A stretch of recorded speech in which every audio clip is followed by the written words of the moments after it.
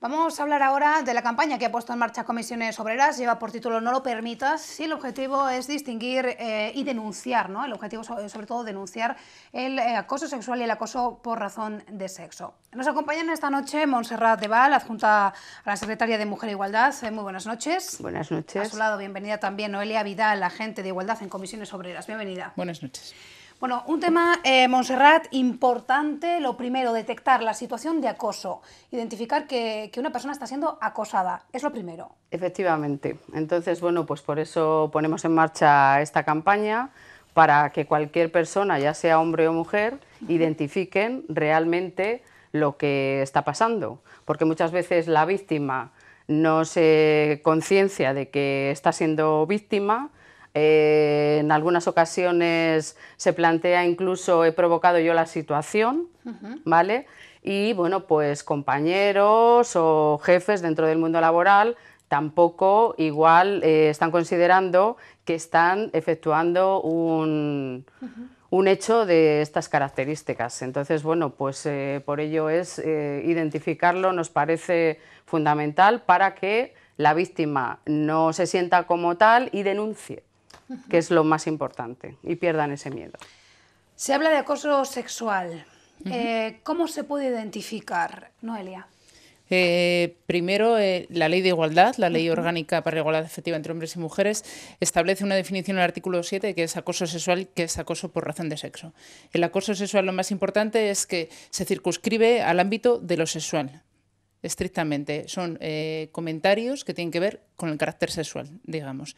Y el acoso por razón de sexo se circunscribe a circunstancias o situaciones discriminatorias más amplias, ¿vale? Sin tener que existir en la índole sexual en sí misma. Te pongo un ejemplo claro. Acoso sexual, pues son comentarios reiterados sexuales detrás de la víctima, siempre que la víctima no los permita y no los consienta y se sienta agredida en su intimidad y se sienta ofendida. El acoso por razón de sexo, pues son ciertas circunstancias que se circunscriben, aparte del sexo de las personas, otras circunstancias alrededor. Te pongo un ejemplo claro. Por ejemplo, una mujer embarazada, despiden a una mujer embarazada, por ejemplo, en un periodo de prueba. O trasladan a una persona de su entorno laboral a otro entorno en el que no se pueda comunicar con el resto de las personas. O que le asignen trabajos que no van con su categoría, con su puesto de trabajo. Más, no sé si me habéis entendido. ¿Qué se puede hacer? Porque claro, cuando hay una situación de estas características de acoso, hay que buscar una solución.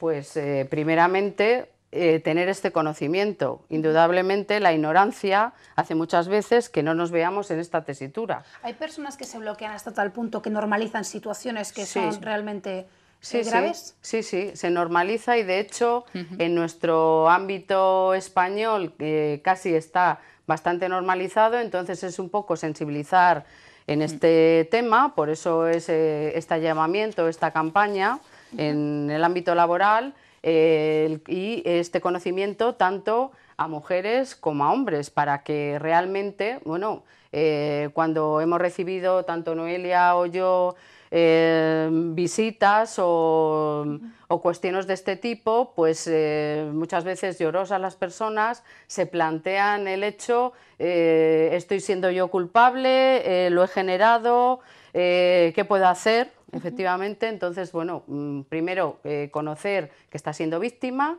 y a partir de ahí, ¿qué podemos hacer para poder ayudarte? Vamos con las soluciones, porque hay que actuar, es importante. ¿Qué pueden hacer? ¿Qué pueden hacer? Yo principalmente les aconsejaría acudir a su representante sindical, en este caso en la empresa, que le va a dar los cauces por dónde actuar. Por ejemplo, acudir al SAI, que es el Servicio para Asesoramiento para la Igualdad de Género en Comisiones Obreras, donde le atenderíamos la consulta. Si la víctima, como sí, está deteriorada en su salud, acudir a su médico de cabecera, y el médico de cabecera en estos casos deriva a psicólogos, o acudir también a las mutuas del trabajo. Y como tercera opción, pues asesorarte jurídicamente, qué se puede hacer para realizar la denuncia, tanto en la Secretaría de Mujer y Políticas de Igualdad, asesorarte directamente en Inspección de Trabajo, que se pueden denunciar los casos, o incluso acudir a los servicios de la Policía Nacional o de Guardia Civil que tienen encomendados. ¿Hay mucho miedo, Montserrat? Sí hay miedo. Sí hay miedo, y hay miedo pues porque la situación de crisis nos ha dejado una importante secuela. Entonces, chicas que acceden a su primer empleo y se ven agredidas de este modo, pues tienen miedo a denunciar porque ¿qué pasa? Me quedo sin trabajo. Yo atendí una cuestión de este tipo y llevaba a la chica trabajando 2 días. Entonces, el planteamiento, ¿qué hago? Soy de otra ciudad, me veo en otro sitio diferente, fijaros la situación. Entonces se plantean, se trasladan, buscan vivienda para habitar en una ciudad desconocida o en un lugar desconocido, y primeramente, pues lo que decía ella, ¿a dónde acudo? Pues llamar a ese 112, si no hay policía en ese lugar, pues a la Guardia Civil y evidentemente denunciarlo, acudir al médico para que le atiendan, porque son situaciones de crisis que llegan a no poder dormir en toda la noche. O sea, es una situación un poco caótica, y cuando, bueno, pues cuando eres joven o quizás estás empezando, pues quizás se agravan más en ese sentido. Hablamos de miedo, Noelia, pero también hay desconocimiento. Sí, sí, hay desconocimiento tanto en saber si lo que me está pasando es normal, viene con la sociedad, o sea, lo tengo que asumir porque es así. Y lo que hace falta mucho son campañas de sensibilización. O sea, es que hay que intervenir en ello, pues, para que las víctimas consideren que deben denunciar. Todavía no hay datos, es una campaña muy reciente, pero sí ha habido ya consultas. Sí. Por lo tanto, es algo que preocupa mucho. Pues sí, preocupa. Y bueno, pues el hecho de que la gente muchas veces no lo conozca, pues hace que muchas veces no acudan a esas consultas, pero hay veces que sí, y bueno, pues te sientes en la obligación de atender de la forma que sea para intentar tranquilizar a la víctima.